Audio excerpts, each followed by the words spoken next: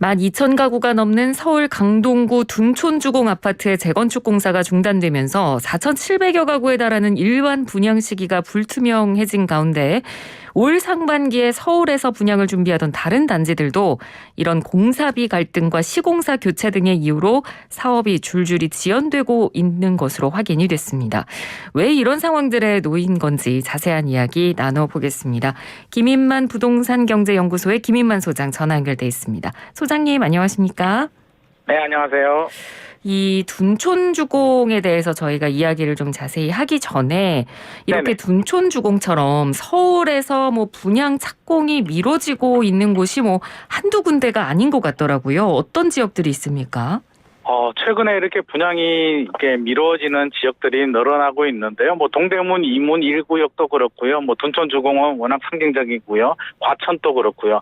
전체적으로 이렇게 분양 일정이 미뤄지는 단지들이 속속 나타나고 있는데 네. 분양가 상한제 갈등도 있고요. 이게 6월 달에 이제 지방선거가 있다 보니까 원래 굵직한 선거가 있을 때에는 좀 이게 꺼리는 경향들이 있거든요. 분양 일정들이. 그래서 여러 가지 이유가 맞물려서 지금 분양 일정들을 잡지 못하고 좀 늦어지고 있습니다. 그렇군요. 자, 이렇게 둔촌주공 포함해서 서울 지역의 몇몇 이제 재건축 단지들이 이렇게 좀 일정들이 늦어지고 있는데 이 중에서 워낙 이제 둔촌주공 문제가 심각해서 오늘은 좀 관련 얘기를 해보려고 합니다. 공사 자체가 아예 중단이 됐는데요. 네. 이렇게 공사가 중단되는 초유의 사태가 벌어지기 전에 어떤 일들이 있었던 건가요? 이게 좀 굉장히 좀 복잡한 사항이 있는데요. 뭐 분양가 상한제 문제는 우리가 다 알고 있듯이 둔촌주공만의 문제는 아니고요. 여러 네. 구역들이 문제가 있는데 둔촌주공 같은 경우는 12,000세대나 되거든요.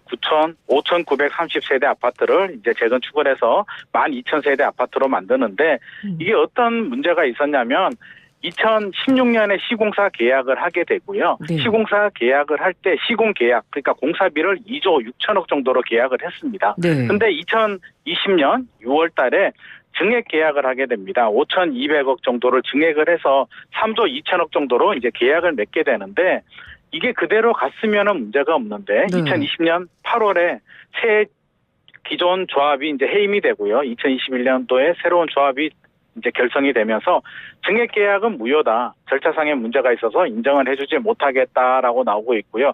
시공사 입장에서는 2020년 2월에 착공이 들어갔고요. 2020년 4월에 일반 분양을 통해서 이제 일반 분양을 하면 이제 분양가가 들어오니까 공사 대금으로 사용해서 이렇게 공사를 하려고 했는데 네. 일반 분양은 늦어지게 되고 이제 외상이라고 하죠. 시공사 돈으로 공사를 했는데 증액 계약도 조합이 인정 못하겠다라고 하니까 이번 4월 15일에 시공단 측은 전격적으로 공사를 중단하면서 지금 유치권 행사에 들어갔습니다. 네. 그러니까 이 처음에 맺은 계약하고 이제 지금은 이제 그 처음에 맺었던 계약 당시에 이제 조합장이랑 지금 조합장은 이제 다른 사람인 거고 그러니까 이전 전임 조합장이 맺은 계약은 우리는 인정할 수 없다라고 이제 새로운 조합장은 얘기를 하는 거고 시공사업단 입장에서는 아니 이미 정당하게 계약을 맺은 건데 이렇게 나오니까 이제 당황할 수밖에 없는 거고 이런 상황인 건데요. 네. 근데 이렇게 공사가 이제 첫삽 뜨고 진행 중에도 이렇게 공사비 증액 계약을 맺기도 하나요? 뭐 이런 경우들이 있기는 하고요.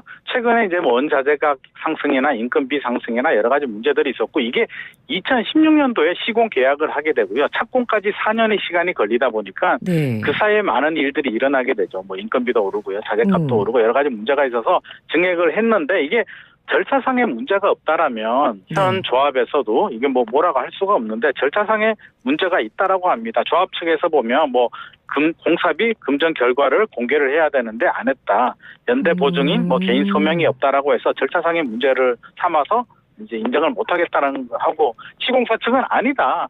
우리는 인가까지 다 받았는데 무슨 소리냐 이렇게 지금 첨예하게 대립을 하고 있는데 네. 이게 문제는요.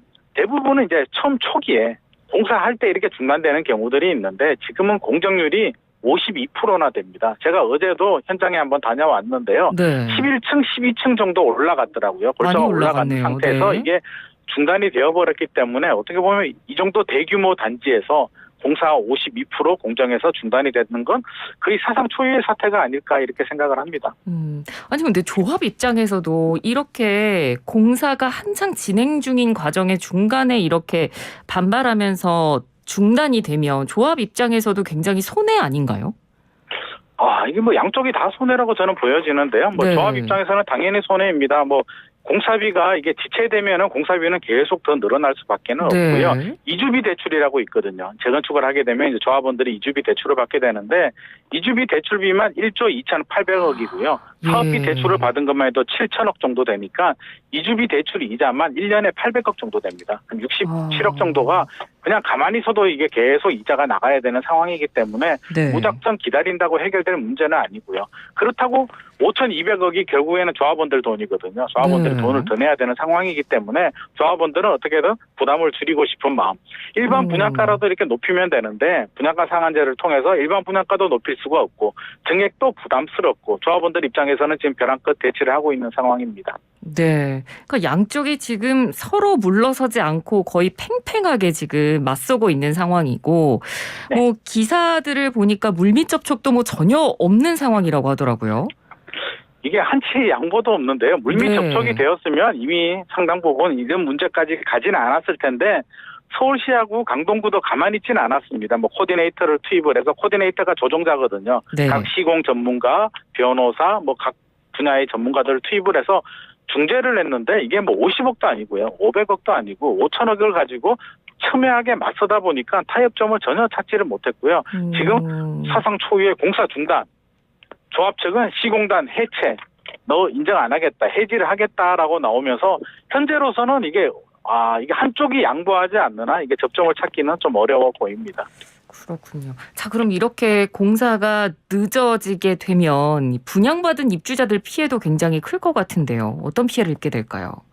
분양받은 분들이 가장 큰 피해를 받게 됩니다. 시공단 측은 대형 건설사들이거든요. 현대건설, 그렇죠. HDC, 뭐 대우건설, 롯데건설이기 때문에 물론 외상으로 공사를 해서 한 2조 5천억이 투입이 됐다라고 하나 대기업들은 어떻게든 버틸 여력이 있는데 결국엔 이 부담이 조합 부담도 아니고요. 조합원들의 부담이거든요. 지금 네. 5,200억 증액하는 것도 문제고요. 설사 시공단을 해지를 하고 새로운 시공단을 하더라도 지금 계약에서는 아마 하기 힘들 겁니다. 최근에 물가 상승이나 여러 가지 고려하면 5천억이 아니라 1조 이상의 증액이 필요한 상황이기 때문에 조합원들 부담은 눈덩이처럼 커지게 되고요. 계획이 있잖아요. 2023년 내년 8월이 입주 계획이었는데 지금 이게 뭐 6개월이 될지 1년이 될지 이렇게 계속 늦어지게 된다면 계획이 있죠. 집을 팔거나 전세 만기에 맞춰서 입주를 하려고 했는데 그 계획도 차질이 되고요. 네. 추가 분담금 평균 이주비 대출을 3억 정도 받았는데 도대체 얼마나 더 늘어나는지 가늠하기도 어렵고요. 가장 문제는 이게 공사 중단이 되면 이게 부실 사업장이 되거든요. 이미지가 굉장히 안 좋아지게 되고요. 그렇죠. 이 정도면 랜드마크 아파트가 돼야 되는데 이미지도 안 좋아지고 부실 공사 우려. 이게 철근 같은 경우도 이게 굉장히 또 부실이 되거든요. 그래서 네. 빨리 공사를 진행해야 되는데 시간이 늦어지면서 결국에는 그 부담은 조합원들이 떠안게 될 것 같습니다. 네. 아까 얘기해 주시면서 서울시 쪽에서도 가만히 있지 않았고 이제 코디네이터도 투입해서 이제 상황을 중재해 보려고 했는데 이게 쉽지 않았다고 말씀을 해 주셨는데 네. 지금 어쨌든 상황이 이렇게 최악의 상황까지 왔으니까 서울시가 또 한 번 좀 중재자로 나서서 뭔가 해결해 줄 수 있는 어떤 묘안이랄까요? 그런 게 없을까요? 결국에는 분양가 상한제밖에 없습니다. 결국에는 일반 분양가인데요. 이게 이 불행의 씨앗의 출발이 이제 일반 분양가에서 시작을 했거든요. 2020년 4월 일반 분양을 하려고 했을 때 조합 측에서는 이제 3.3제곱미터당 한 3,500만 원 정도를 요구를 했고요. 네. 주택보증공사 허그는 2,900만 원 정도로 해라. 너무 높게 하지 마라라고 해서 결국에는 이게 일반 분양을 못하고 늦어지게 됐는데 지금 또 주변 시세는 3.3제곱미터당 한 6천만 원 정도 되거든요. 근데 네. 일반 분양을 3,500에서 4,000 정도로 지금 예상을 하고 있으니까 이 매듭 결국 돈이란 말이에요. 이 돈을 풀 수 있는 건 시공단 측에서 돈을 더 낼 수도 없고요. 조합원들이 돈을 더 낼 수 없는 상황이라면 일반 분양가를 올려서 그 비용을 충당을 해야 되는데 그 네. 권한은 서울시와 허그 결국에는 국토부가 쥐고 있기 때문에 이거는 서울시나 정부가 결국에는 일반 분양가를 좀 올려주는 수준에서 이게 협상을 하지 않을까 그렇게 예상을 합니다. 예, 알겠습니다. 그럼 그런 좋은 협상안이 나왔으면 좋겠는데 일단 조합에서는 공사 중단이 10일 이상 이어지면 이제 시공사랑 계약을 해지하겠다. 이렇게 네네. 초강수의 카드를까지 꺼냈는데 조합이 이렇게 시공사랑 계약을 해지하겠다라고 얘기를 하면 바로 해지가 가능한 건가요? 바로 해지는 어려울 거고요. 이제 뭐 법률적인 이제 소송에 좀 들어가게 되는데 네. 시공단 측에서도 굉장히 완강하거든요. 큰일 났다가 아니라 시공단 측에서는 그러면 우리가 지금까지 했던 공사비를 달라. 우리는 빠지겠다라는 입장입니다. 그래서 이게 시공단 측이 부담을 느끼고 좀 겁을 먹으면 이게 협상이 되는데 시공단 또 빠져버리겠다. 이게 유치권을 하고 있거든요. 유치권이 뭐냐면 네. 지금까지 우리가 외상으로 공사했던 공사비를 주지 않으면 이 사업장은 아무도 들어오지 못해라고 해서 지금 유치권을 행사하고 있기 때문에 다른 시공단 뭐 예를 들어서 뭐 삼성물산이나 GS건설이나 이런 대형 건설사하고 다시 협상을 하더라도 공사비를 변제해주지 않으면 공사 재개가 불가능합니다. 결국은 이 돈을 주고 들어올 시공단이 없다는 것을 지금 현재 시공단 측도 알고 있기 때문에 하려면 하라. 우리는 공사비를 달라라는 큰 소리를 치고 있는 상황이고요. 조합도 해지하겠다는 상황. 양쪽이 지금 뭐 강대강 대치를 하고 있습니다. 네, 그러니까 진짜 말씀해 주신 대로 계약 해지가 설마 된다고 하더라도 새 시공사 선정하는 것 자체도 쉽지 않겠네요. 어렵죠. 현재 참여한 게 우리나라 대형 건설사들 4곳이 참여를 했고요. 네. 남아있는 건설사들이 삼성물산과 GS건설인데 이미 52% 공정이 된 사업장, 유치권까지 행사하게 되고 뭐 증액 계약도 문제가 있는 사업장에 들어올 가능성은 거의 없기 때문에 결국에는 타협점을 찾고요. 어떤 방법을 찾는 수밖에 없을 것 같습니다. 그렇군요. 그러면 지금 상황에서 가장 현실적이고 합리적인 대책이라면 아까 말씀해 주신 어떤 서울시와 정부의 개입일까요?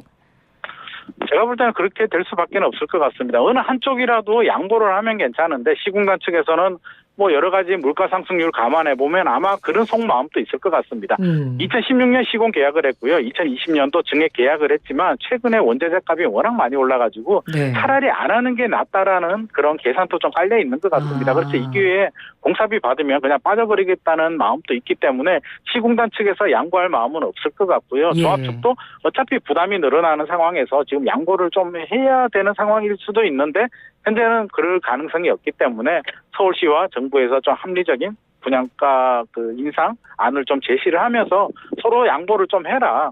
증액 계약을 인정을 하고 절차상의 문제는 나중에 별도 소송이라든지 절차상 문제를 가지고 좀 책임 추궁을 한다든지 이렇게 좀 진행을 할 수 있는 이 공사가 늦어지게 되면은요 조합원들도 피해지만 우리 모두가 피해를 볼 수 있습니다. 12,000세대 정도면은요 2023년 서울의 입주 물량 절반 이상이거든요. 네. 이게 공사가 안 되면 우리 부동산 시장이 다시 또 불안해질 수도 있기 때문에 좀 이거는 적극적으로 좀 개입을 해서 풀어야 될 숙제인 것 같습니다. 예.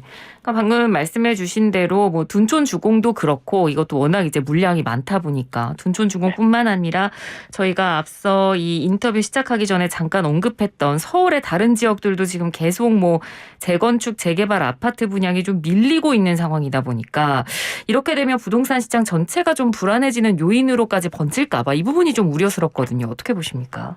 네, 맞습니다. 이게 뭐 다른 전국적으로 본다면 뭐 신도시 개발도 하고요. 택지 개발도 하고 다 되는데 서울 같은 경우는 재건축 재개발 정비 사업이 아니면 새 아파트 입주할 수 있는 땅이 없단 말이에요. 그래서 네. 정비 사업이 필수인데 뭐 분양가 상한제 문제도 있고요. 조합이 이게 공공이 아니다 보니까 개인의 이익을 이제 조합원의 이익을 극대화하다 보니까 일반 분양가에서 막히다 보니까 주변 시세가 뭐 3.3제곱미터당 6천만 원 정도 되는데 그걸 4천만 원에 하라고 하니 조합 입장에서는 좀 미룰 수밖에 없고요. 결국에는 시간을 끌면 정부나 서울시가 좀 해주지 않을까 하는 계산도 좀 있는 것 같습니다. 그래서 제 생각에는 분양가 상한제 같은 경우도 주변 시세보다 비싸면 안 되겠죠. 좀 낮추더라도 네. 좀 현실성을 감안해서 너무 많이 낮추는 것보다는 어느 정도는 좀 반영해 줄 필요가 있지 않을까.